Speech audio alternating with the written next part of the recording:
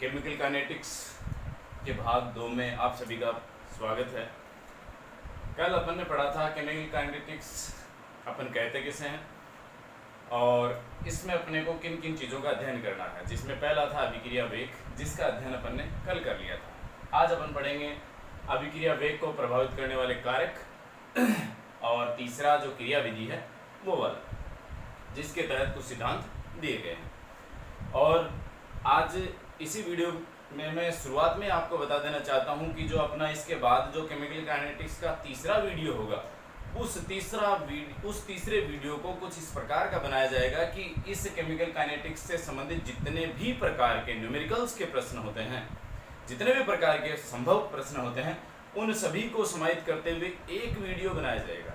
उसमें हर प्रकार की प्रॉब्लम्स आ जाएंगी और उसका अपन आराम से सॉल्यूशन दे पाएंगे। तो लीजिए शुरू करते हैं अपन रासायनिक बलगतिकी भाग 2, जिसमें अभिक्रिया वेग को प्रभावित करने वाले कारक। तो शुरू करते हैं अपन। देखिए कुछ एक नाम मैंने लिखे हैं यहाँ पर, जो कारक हैं उनके, ये अभिक्रिया वेग को प्रभावित करते हैं। पहला मैंने लिखा है क्रिया कारकों की सांद्रता। देखिए क्रिया कारकों की सांद्रता अपन ने कल ही चर्चा करी थी कि भाई जब अभिक्रिया शुरू होती है तो शुरुआत में क्रिया कारकों की मात्रा ज्यादा होती है और क्रियाफल होते नहीं। जैसे ही क्रिया कारक क्रियाफल में बदलना शुरू होते हैं तो उस समय अभिक्रिया का वेग बहुत ज्यादा होता है और उसके बाद सने सने वह घटता रहता है। चरघातांकी की बात करी थी अपन ने कल आरेख में।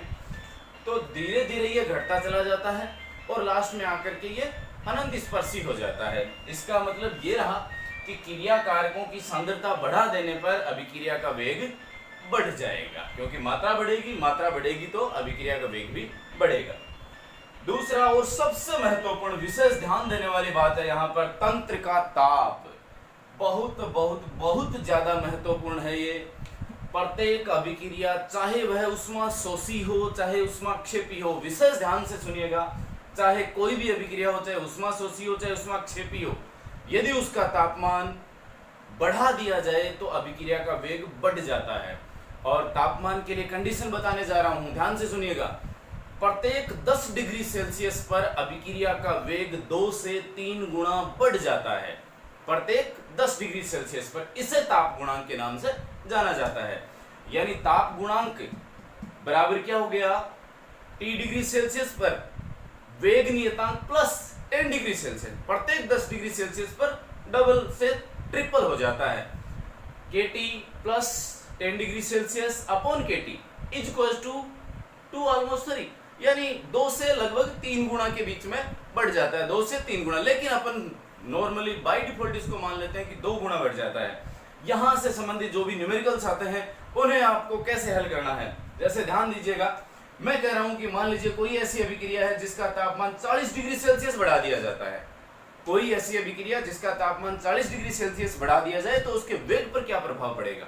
तो इसे इसी प्रकार से हल करना है। कैसे हल करेंगे, ताप गुणांक का फॉर्मूला है अपने पास, KT plus 10 degree Celsius upon KT is equal to 2। मैंने कहा कि 2 गुना ही मानना है। यदि अगला कहे कि अभिक्रिया का ताप 10 डिग्री सेल्सियस बढ़ाने पर 3 गुना बढ़ जाता है तो अपन 3 मानेंगे, अदरवाइज तो ना बोले तो 2 ही गुना मानना है अपने को। इस कंडीशन में अपन कहेंगे कि KT plus 10 degree upon KT is equal to 2 और यहां लिखेंगे delta T upon 10, delta T upon 10, यानी ताप में हुआ परिवर्तन।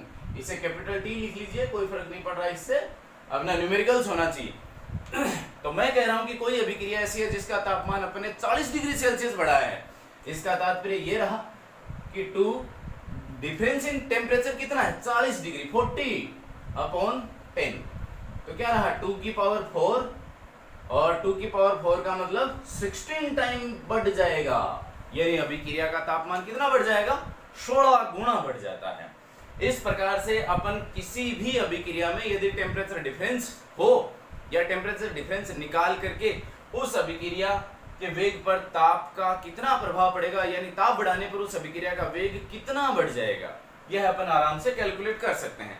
जैसे मैं यहाँ पर ये लिखूं, नेक्स्ट आपके लिए लिख रहा हूं मैं, मान लीजिए मैंने अगला क्वेश्चन लिखा है कि कोई ऐसी अभिक्रिया है जिसका तापमान 10 डिग्री सेल्सियस से 30 डिग्री सेल्सियस बढ़ा दिया गया है तो उस अभिक्रिया के वेग पर क्या प्रभाव पड़ेगा।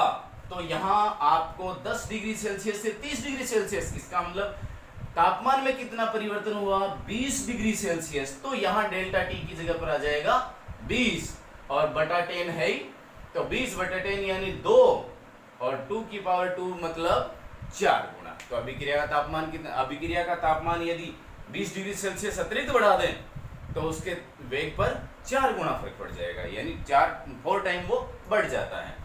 अब अपन बात करते हैं कि तंत्र का ताप बढ़ाने पर ये वेग बढ़ता क्यों है। तो यहाँ देखिएगा, ताप बढ़ाने पर क्या है, अणुओं की गतिज ऊर्जा बढ़ जाती है और गतिज ऊर्जा बढ़ जाने से वो अणु परस्पर टकराने लगते हैं और टक्करों के फलस्वरूप वह उस ऊर्जा को प्राप्त कर लेते हैं जिस ऊर्जा को प्राप्त करने पर वह उत्पाद में बदल जाते हैं। यानी यहाँ अपन इसके आगे पढ़ेंगे दो चीजें जो उत्प्रेरक में भी मैं आपको समझाने वाला हूँ इसको पूरा कंप्लीटली। तो यहाँ पर वो चीज भी देख ही लेते हैं अपन कि ताप बढ़ाने पर क्रियाकारक अणुओं में गतिज ऊर्जा बढ़ जाती है, फलस्वरूप उनमें टक्करों की संख्या बढ़ जाती है और टक्करों से वो ऐसी इतनी ऊर्जा प्राप्त कर लेते हैं कि उनकी ऊर्जा दहली ऊर्जा के बराबर या उससे अधिक हो जाती है, फलस्वरूप वो उत्पाद में चेंज हो जाते हैं। तो ये वाला आरेख अपन उत्प्रेरक में भी ये ताप वाला प्रभाव मैं आपको पुनः समझा दूंगा। इस बीच अपन आगे चलते हैं क्रिया कारकों व उत्पादों की प्रकृति। तीसरा पॉइंट जो है, यानी कुछ क्रिया कारक ऐसे होते हैं जो बिल्कुल आसानी से टूट जाते हैं और तुरंत बन भी जाते हैं उत्पाद में। तो इन अभिकारकों व उत्पादों की प्रकृति यदि आसानी से टूटने और बनने की है तो अभिक्रिया का वेग बढ़ जाता है, और बड़ी मुश्किल से टूटते हैं, बड़ी मुश्किल से जुड़ते हैं तो अभिक्रिया का वेग घट जाता है।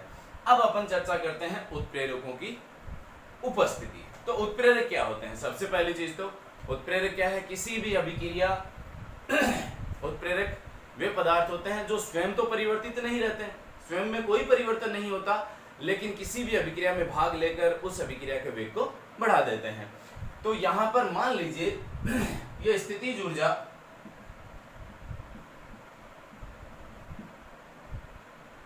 अब यहां मैंने ये आरेख बनाया है, इस पोजीशन पर यहां है क्रिया कारक। अब कोई भी क्रिया कारक उत्पाद में बदले इसके लिए उन्हें इतनी ऊर्जा की आवश्यकता होगी। कोई भी क्रिया कारक हो वह उत्पाद में बदले उन्हें इतनी ऊर्जा की आवश्यकता होती है।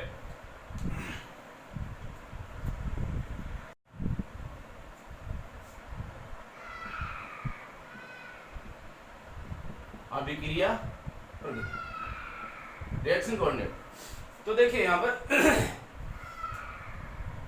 जब भी क्रिया कारक एक दूसरे से क्रिया करेंगे तो पहला ताप का शुरू करते हैं, उसके बाद इसी में अपन उत्प्रेरक डाल लेते हैं। तो जब भी ताप बढ़ाते हैं तो क्रिया कारक अणु परस्पर टकराने लग जाते हैं और टक्करों के फलस्वरूप ये इतनी ऊर्जा प्राप्त कर लेते हैं कि इनकी ऊर्जा दहली ऊर्जा के बराबर हो जाती है। तो यहाँ पर ये वाली ऊर्जा का मैंने आरेख लिखा है, ये है दहली ऊर्जा, थ्रेशोल्ड एनर्जी। और जब जो अणु इस ऊर्जा को प्राप्त कर लेते हैं या उससे अधिक ऊर्जा वाले हो जाते हैं वो ही उत्पाद में कन्वर्ट हो पाते हैं, बाकी सभी नहीं। तो यहाँ पर सबसे पहले देखते हैं अपन दहली ऊर्जा क्या होती है, यानी that minimum energy which is required to reactant to convert into product is known as threshold energy. यानी वह न्यूनतम ऊर्जा जो क्रिया कारक को उत्पाद में बदलने हेतु जरूरी होती है वह ऊर्जा कहलाती है दहली ऊर्जा। अब यहाँ पर देखिएगा इतनी ऊर्जा यहाँ से यहाँ तक वाली तो चाहिए इनको, लेकिन क्रिया कारक में कुछ ना कुछ एनर्जी होती है, जैसे यहाँ से यहाँ तक तो इसमें क्रिया कारकों में खुद में एनर्जी है, तो इतनी तो है, और इससे अतिरिक्त इसको कितनी चाहिए भाई, यहाँ से यहाँ तक वाली तो है इनके पास ऑलरेडी, अब ये चाहिए यहाँ से यहाँ तक। तो यह जो अतिरिक्त ऊर्जा चाहिए, इस अतिरिक्त ऊर्जा को अपन बोलते हैं सक्रियण ऊर्जा। यह अतिरिक्त ऊर्जा कहलाती है सक्रियण ऊर्जा, यानी दैट मिनिमम एक्स्ट्रा एनर्जी। यहाँ केवल एक टर्म चेंज होता है, एक्स्ट्रा। थ्रेशोल्ड अपन कहते हैं that minimum energy which is required to reactant to convert into product is known as threshold energy. और सक्रियण ऊर्जा जिसे अपन एक्टिवेशन एनर्जी के नाम से जानते हैं, उसके लिए अपन कहेंगे that minimum extra energy which is required to reactant to convert into product is known as activation energy. यानी वह अतिरिक्त ऊर्जा जो क्रिया कारकों को उत्पाद में बदलने हेतु जरूरी होती है सक्रियण ऊर्जा के नाम से जानी जाती है। तो यहाँ ताप बढ़ा देने पर अणु क्या करेंगे, परस्पर टक्करों की संख्या बढ़ जाएगी। टक्करों की संख्या बढ़ जाने से वो दहली ऊर्जा या उससे अधिक ऊर्जा प्राप्त कर लेते हैं और उत्पाद में बदल जाते हैं। अब अपन उत्प्रेरक क्या काम करता है, उत्प्रेरक क्या करता है, इस अभिक्रिया के रास्ते को बदल देता है। यानी जो सक्रियण ऊर्जा, जिस रास्ते में सक्रियण ऊर्जा की ज्यादा आवश्यकता थी, उस रास्ते से अभिक्रिया को लेके ही नहीं जाता और ये रास्ता चेंज कर देता है। ये जो डॉटेड लाइन वाला है, यह उत्प्रेरक की उपस्थिति में है। यानी उत्प्रेरक क्या करते हैं, अभिक्रिया को ऐसे पथ से लेकर जाता है जिस पथ पर सक्रियण ऊर्जा की कम आवश्यकता होती है। यानी इस रास्ते से यदि निकलेगा तो सक्रियण ऊर्जा की कम आवश्यकता होगी, फलस्वरूप आराम से अभिक्रिया का वेग बढ़ जाता है। तो ये रही अपनी उत्प्रेरकों की उपस्थिति, इसे ऐसे प्रभावित करती है। नेक्स्ट है अपना सतही क्षेत्रफल। इसका अपन ने बहुत बारीकी से अध्ययन करते हैं अपन इन चीजों का। जैसे एक मोटी लकड़ी होती है, उसको जलाने में बहुत टाइम लगता है, लेकिन उसी लकड़ी को छोटे छोटे गुटकों में तोड़ लिया जाए या बुरादा कर दिया जाए तो वह बहुत तेजी से जलने लग जाता है। तात्पर्य ये रहा कि जैसे ही सतही क्षेत्रफल बढ़ता है, यानी उसे बारीक कर दिया जाता है, चूर्णित कर दिया जाता है, चूर्णित बारीक की स्थिति में उनका सतही क्षेत्रफल बढ़ जाता है, फलस्वरूप उस अभिक्रिया का वेग बढ़ जाता है। और नेक्स्ट है विकिरणों द्वारा उद्भासन। विकिरणों द्वारा उद्भासन का मेरा तात्पर्य है कि बहुत सारी अभिक्रियाएं ऐसी होती हैं जिनका वेग है वह विकिरणों पर निर्भर करता है। जैसे HCl की अपन बात करें, HCl है, हाइड्रोजन और क्लोरीन है, जब रिएक्शन करते हैं अंधेरे में मंद अभिक्रिया होती है, लेकिन जैसे ही धूप में लाया जाता है हाइड्रोजन और क्लोरीन को तो विस्फोट के साथ में HCl बनता है। रिएक्शन दोनों में यही होनी है, लेकिन एक में मंद हो जाएगी, एक में तीव्र हो जाएगी। यदि इसे प्रकाश की उपस्थिति में करवाया जाए तो विस्फोट के साथ में होती है, और यदि अंधेरे में करवाया जाता है तो धीमी गति से होती है। तो इस प्रकार से कुछ ये अपने 6 कारक थे जिनका अपन ने अभी अध्ययन किया है। आगे पढ़ते हैं इसको और लेके चलते हैं इसको, अपन 1-2 न्यूमेरिकल्स करते हैं और उसके बाद बढ़ेंगे अपन क्रियाविधि की तरफ। तो लीजिए एक प्रश्न लिखा मैंने, अणु A का B में रूपांतरण द्वितीय कोटि की अभिक्रिया है। यदि A की सांद्रता 4 गुना बढ़ा दी जाए तो B के निर्माण के वेग पर क्या प्रभाव पड़ेगा। तो सबसे पहले अपन लिखते हैं रासायनिक अभिक्रिया, जो कह रहा है चेंज बता रहा है ये A से B में, और यह द्वितीय कोटि अभिक्रिया, मतलब इसके 2 अणु कर देते हैं कि भाई 2 अणुओं पर निर्भर कर रहा है अपने अनुसार। तो अभिक्रिया वेग रहा, अभिक्रिया वेग बराबर के क्रियाकारक की सांद्रता अपॉन 2, द्वितीय कोटि अभिक्रिया होगी।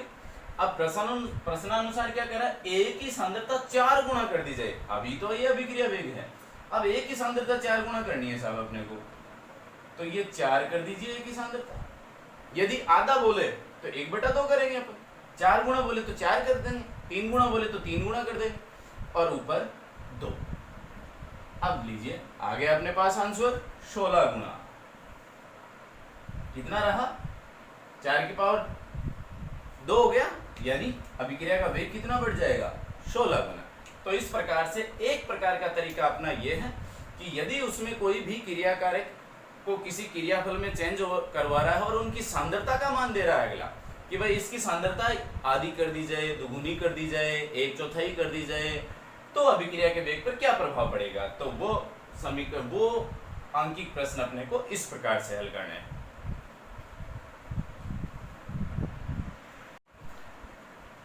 तो लीजिए अब अपन पढ़ते हैं कोलिजन थ्योरी या टक्कर या संघट्ट सिद्धांत। देखिए जितने इसके बाद अपन अभी जैसे कोलिजन थ्योरी पढ़ेंगे, कोलिजन थ्योरी के बाद में जैसे आरएनएस थ्योरी अपने को पढ़नी है। तो ये कुछ एक सिद्धांत है जो इस चीज की व्याख्या करते हैं कि भाई क्रियाकारक कैसे क्रिया करके उत्पाद में बदलते हैं। यानी एक प्रकार से कुछ एक फिनोमिनन अपने सामने रखते हैं, एक प्रकार की क्रिया विधि से अपने बीच में रखते हैं कि भाई कैसे ये क्रिया करके किस प्रकार से उत्पाद में बदलते होंगे। तो कोलिजन सिद्धांत, जिसे अपन टक्कर या संघट्ट सिद्धांत भी कहते हैं, इसे देने वाले थे मैकटाउच और विलियम लुइस महोदय। ये 2 महोदय थे जिन्होंने इस सिद्धांत को दिया था। इस सिद्धांत के कुछ एक विशेष पॉइंट हैं जो मैंने आपके सामने यहाँ पहले उतार दिए और इनका डिस्कस अपन बारी बारी से करते हैं। बिल्कुल ध्यान से, कहीं समस्या वाली बात नहीं है। टक्करों की अपन बात कर रहे हैं तो टक्करों की सीधी सीधी बात करते देखिए यह सिद्धांत जब टक्करों की बात हो रही है, इसका मतलब अणुओं को ठोस गोलों के रूप में मानता है। पहली चीज, अणुओं को किस रूप में मानता है? ठोस गोलों के लिए। यानी सबसे पहले सिद्धांत जो बेसिकली दिया गया था वो गैसीय कणों के लिए दिया गया था, और गैस के अणुओं को ठोस गोलों के रूप में माना गया था। तो अणुओं को ये ठोस गोलों के रूप में मानता है। फिर दूसरी चीज निकल करके आती है कि जब ये ठोस गोले आपस में टकराते हैं तो टकराने से भाई इनमें गतिज ऊर्जा होगी, टकराएंगे, और टकराने से इनकी ऊर्जा का मान बढ़ेगा। तो ऊर्जा का मान बढ़ने पर यह इतनी ऊर्जा प्राप्त कर लेंगे कि वह देहली ऊर्जा या उससे अधिक हो जाती है उनकी ऊर्जा, फलस्वरूप ये उत्पाद में चेंज हो जाते हैं। यानी देहली ऊर्जा से कम यदि किसी भी क्रियाकारी की ऊर्जा है तो वह उत्पाद में नहीं बदलेगा। तो यहाँ दो चीजें आती हैं, प्रभावी टक्कर और अप्रभावी टक्कर। तो वे अणु जो टक्करों के फलस्वरूप इतनी ऊर्जा प्राप्त कर लें कि उनकी ऊर्जा थ्रेशोल्ड एनर्जी या देहली ऊर्जा से अधिक हो जाए, यानी सक्रिय ऊर्जा वो प्राप्त कर लें इतनी कि वह क्रियाकारक से उत्पाद में बदल पाए, तो उन टक्करों को अपन कहते हैं प्रभावी टक्करें। और उन टक्करों के फलस्वरूप ही वो उत्पाद में बदल पाते हैं। यानी सारे के सारे अणु जो टक्करें करते हैं वो उत्पाद में कभी नहीं बदल पाते। केवल वे ही अणु उत्पाद में बदल पाते हैं जिनकी टक्करें प्रभावी होती हैं, और प्रभावी उन्हें कहा जाता है जो टक्करों के फलस्वरूप इतनी ऊर्जा प्राप्त कर लें कि सक्रिय ऊर्जा प्राप्त कर वो देहली ऊर्जा से अधिक ऊर्जा वाले हो जाए। तो प्रभावी टक्करें ही क्रियाकारक को उत्पाद में बदलवाती हैं। अन्य सारी टक्करें अप्रभावी होती हैं जो उन्हें उत्पाद में नहीं बदलवा पाती। तो प्रभावी टक्करें होंगी। अब यहाँ एक टर्म आती है संघट आवृत्ति। संघट आवृत्ति देखिए क्या है, अभिक्रिया मिश्रण के प्रति इकाई आयतन में प्रति सेकंड कितनी टक्करें हो रही हैं। यानी इकाई आयतन में जो भी क्रियाकारक अपन ने लिया है उसके इकाई आयतन में होने वाली प्रति सेकंड होने वाली टक्करों की संख्या को संघट आवृत्ति कहा जाता है। इसे हम सामान्यतः अपन Z से डिनोट करते हैं, Z संघट आवृत्ति। यानी संघट आवृत्ति जितनी ज्यादा होगी मतलब टक्करों की संख्या उतनी ज्यादा होगी। इकाई आयतन में जितनी ज्यादा टक्करें होंगी तो उनमें प्रभावी टक्करों की होने की संभावना उतनी ज्यादा हो जाएगी। यानी जितनी ज्यादा टक्करें उतनी ही ज्यादा उन्हें देहली ऊर्जा प्राप्त करने में मदद मिलेगी, और फलस्वरूप वो प्रभावी टक्करें बन जाएंगी और उत्पाद की तरफ अग्रसर हो जाएंगी। तो संघट आवृत्ति ये रही। अब अपन मान लेते हैं कि जैसे A और B दो अणु हैं, ये क्रिया करके उत्पाद बना रहे हैं, तो यहाँ वेग क्या रहेगा, इन दोनों अणुओं के बीच में कितनी टक्करें हो रही हैं। तो एक तो ये रहा Z संघट आवृत्ति AB, यानी A और B के बीच में होने वाली टक्करें प्रति सेकंड इकाई आयतन में प्रति सेकंड होने वाली A और B के बीच में होने वाली टक्करों की संघट आवृत्ति Z। और दूसरा एक टर्म और आ रहा है यहाँ पर E माइनस EA/RT। इसका मतलब एकमात्र संघट आवृत्ति ही नहीं है जो उन्हें उत्पाद की तरफ अग्रसर करती है, बल्कि एक टर्म और आ रहा है यहाँ पर सक्रियण ऊर्जा EA, एक्टिवेशन एनर्जी। इसका मतलब संघट आवृत्ति के साथ साथ एक टर्म और सक्रियण ऊर्जा बहुत महत्वपूर्ण है उन्हें क्रियाकारकों को उत्पाद में बदलने हेतु। तो सक्रियण ऊर्जा क्या है, अणुओं की संख्या। यहाँ मैं इस पूरे टर्म का मान बता रहा हूँ, EA/RT ये क्या है कंप्लीट भाई। EA सक्रियण ऊर्जा है, R गैस स्थिरांक है, T टेम्परेचर है।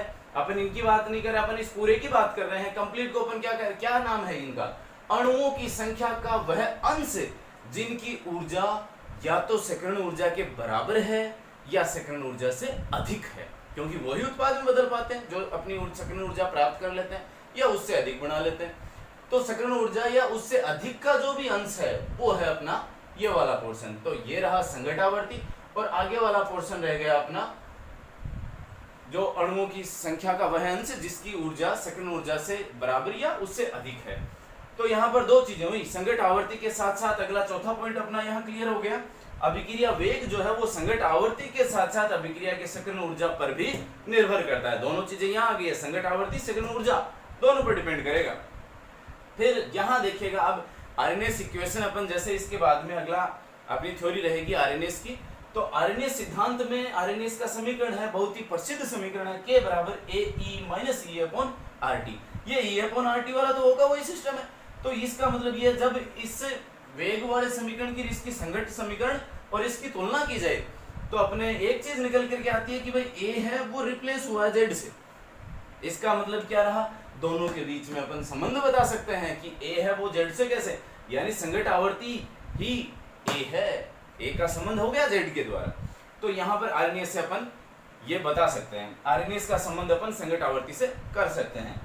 फिर छठा पॉइंट और सबसे महत्वपूर्ण, 2019 की माध्यमिक शिक्षा बोर्ड की परीक्षा में पूछा जा चुका है कि संघट क्रिया कारकों को उत्पाद में बदलने हेतु होने वाले 2 अवरोधों के नाम लिखिए।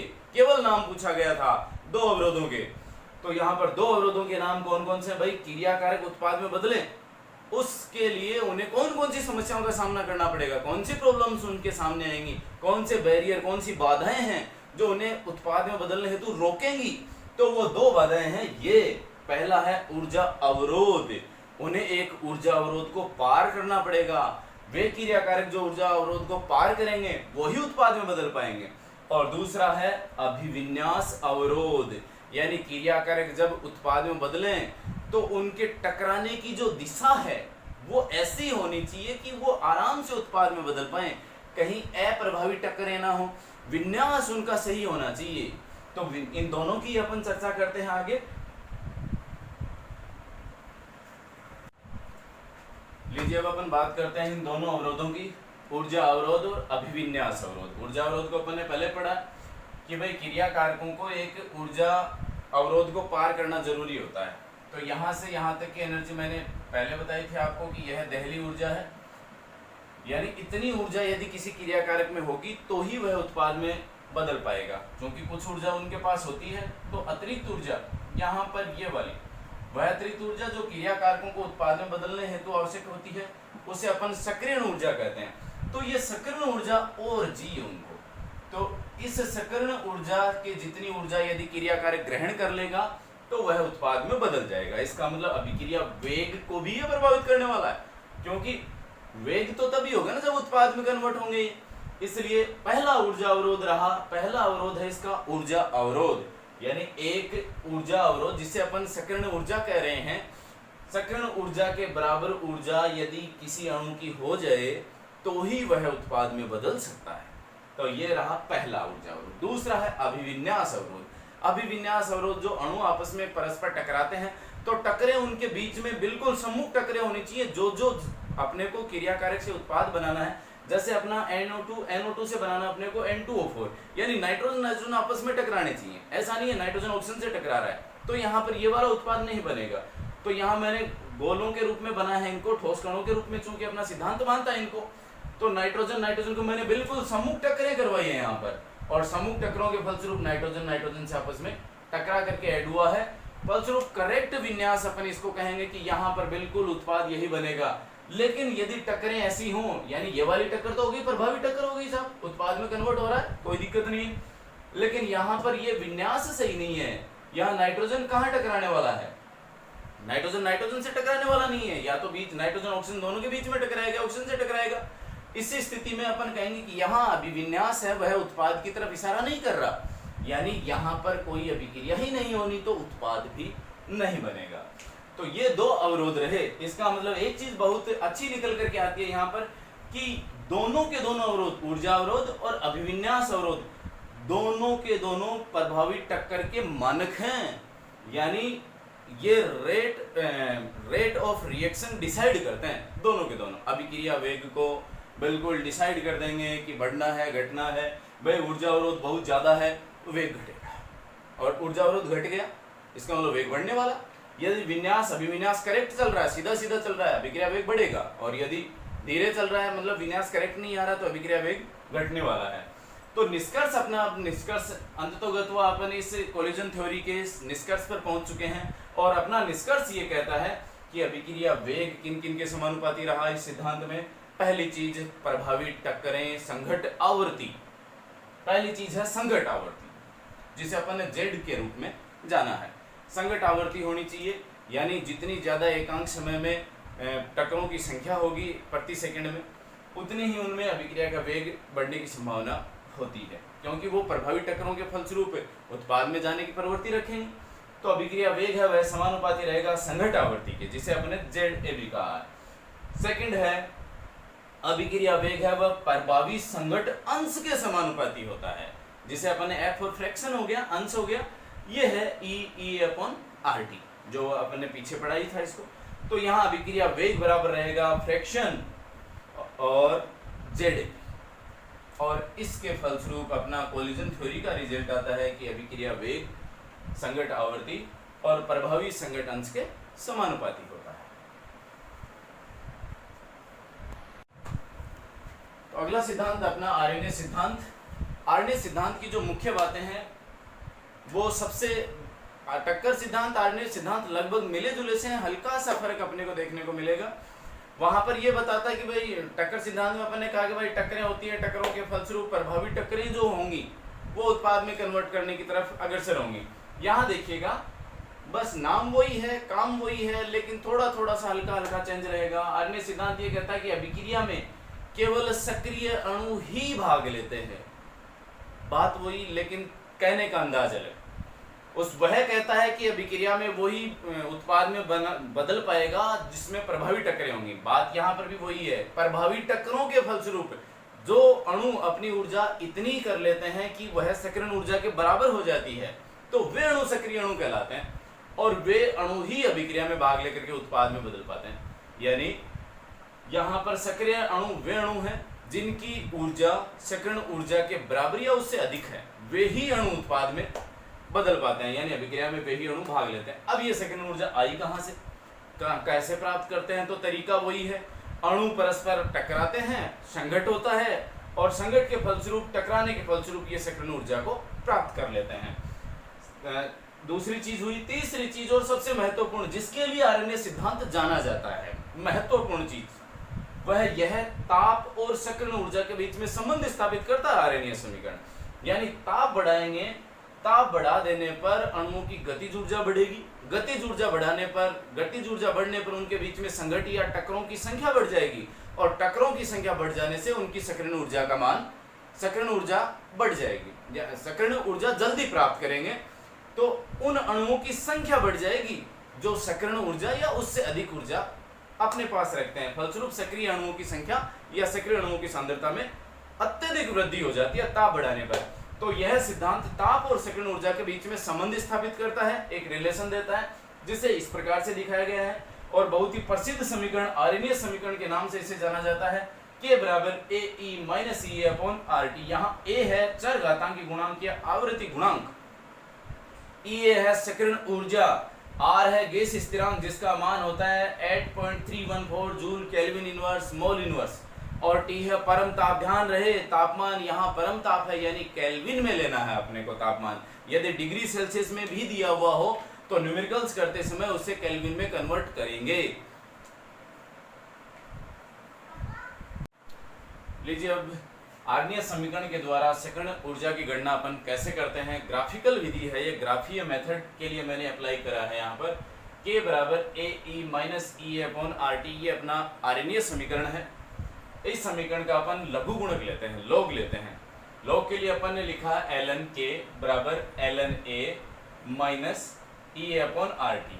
अब यहाँ संशय नहीं होना चाहिए ये E कहाँ गया, ln की बेस E ही है, तो अपन ने जैसे ही लॉग लिया है तो लॉग के रूप में है ये, तो उस स्थिति में अपन ने ये लिख दिया।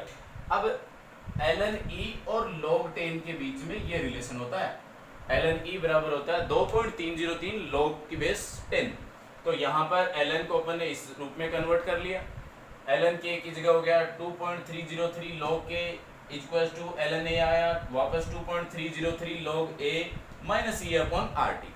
इस समीकरण में अपन 2.303 से डिवाइड कर देते हैं या भाग दे देते हैं, तो यहां से भाग गया 2.303 से 2.303 कट गया तो log K बच गया, यहां से वापस ये 2.303 कट गया, log A बच गया, यहां पर भाग गया तो नीचे आ गया 2.303। अब इसे अपन चेंज सेट कर लेते हैं, y equals to mx plus minus c के रूप में ग्राफ खींचते हैं। ये हो गया अपना y, ये हो गया m, ये है अक्ष, और ये हो गया c। तो c यहाँ पर प्लस में है लेकिन m यहाँ माइनस में है, तो स्लोप जो होगा वो नेगेटिव आएगा, ध्यान देने वाली बात है। यानी यहाँ y अक्ष पे आ गया log k और x अक्ष पे आएगा 1/t, और slope negative up to down, और इस स्लोप का जो ढाल है, स्लोप जो है वह होगा, वैल्यू दे रहा है -EA/2.303 ये मान हो गया। और जो अंतःखंड बचा है उसका मान होगा log A। तो इस विधि, जिसे अपन ग्राफीय विधि कहते हैं, इस विधि के द्वारा अपने सेकंड ऊर्जा की गणना कर सकते हैं। इसके अतिरिक्त जो अपने संघट आवर्ती में मैंने जो संघट सिद्धांत था उसमें जो 2-3 चीजें मैंने आपको बताई थी, उत्प्रेरक वाले में 2-3 चीजें बताई थी, वो चीजें यहाँ पर इसी की देन है। जो अपन आर्यनिक सिद्धांत पढ़ रहे हैं उसी की देन है। यानी देहली ऊर्जा की चर्चा यह सिद्धांत करता है, सेकंड ऊर्जा की चर्चा यह सिद्धांत करता है। यानी ये भी उन्हीं चीजों को फिर फॉलो करेगा कि भाई क्रिया कारक है, देहली ऊर्जा के बराबर, देहली ऊर्जा को पार कर उत्पाद में बदलेंगे, तो देहली ऊर्जा प्राप्त करने के लिए इन्हें अतिरिक्त ऊर्जा चाहिए। यह अतिरिक्त ऊर्जा सेकंड ऊर्जा कहलाती है। और यहाँ पर बीच में जो ऊर्जा अवरोध रहता है, जहाँ ऊपर वाला, वहां पर एक संक्रमण अवस्था बन जाती है। और उस संक्रमण अवस्था के फलस्वरूप ये क्रिया कारक की तरफ, क्रिया कारक या क्रिया फलों की तरफ लुढ़क जाते हैं। जिधर भी इनकी ऊर्जा बनी, यदि इनकी ऊर्जा बढ़ती है तो क्रिया फलों की तरफ, यदि घटती है तो क्रिया कारकों की तरफ बन जाते हैं। तो इस प्रकार से अपन पढ़ते हैं यह आर्यनियस सिद्धांत। तो ये था अपना केमिकल काइनेटिक्स। केमिकल काइनेटिक्स के दोनों पार्ट्स, पहला पार्ट पहले वाले वीडियो में हो गया था, ये दूसरा पार्ट है। चूंकि केमिकल काइनेटिक्स एक लंबा चैप्टर होता है, लेकिन अपन ने इसे बहुत ही शॉर्ट करते हुए केवल 2 वीडियो में, केवल 2 पार्ट में इसे बांटते हुए बनाया है। हो सकता है इनमें से बहुत सारी प्रॉब्लम्स अब भी बची रह गई हो, तो आप कमेंट बॉक्स में ज़रूर लिखें, उसके लिए एक अलग वीडियो बना दिया जाएगा। जहाँ जहाँ पर भी कोई समस्या रह रही हो वहाँ पर आप बताएं कि भाई यहाँ पर ये दिक्कतें हो रही हैं। लेकिन ध्यान, ये मैं आपको श्योर करता हूँ कि मेरा एक वीडियो, जो तीसरा वीडियो आएगा केमिकल काइनेटिक्स के ऊपर, उस वीडियो में तमाम प्रकार के न्यूमेरिकल्स की जो भी प्रॉब्लम हैं वो सारी सोल्व की जाएंगी। हालांकि मैंने काफ़ी हद तक इसके बीच में भी न्यूमेरिकल्स करवाए हैं, छोटे छोटे जो न्यूमेरिकल्स हैं वो मैंने करवाए हैं, लेकिन जो बड़े न्यूमेरिकल्स हैं, जो कोटि के ऊपर आते हैं, ऑर्डर ऑफ रिएक्शन के ऊपर आते हैं, वो वाले अपन न्यूमेरिकल नहीं कर पाए। तो उन्हीं न्यूमेरिकल्स को लेकर के, अन्य तमाम प्रकार के न्यूमेरिकल्स को लेकर के एक और वीडियो होगा जो केवल न्यूमेरिकल बेस्ड होगा। और बाकी किसी भी समस्या के लिए आप कमेंट बॉक्स में लिखें, वह समस्या का निदान अवश्य किया जाएगा। जय हिंद।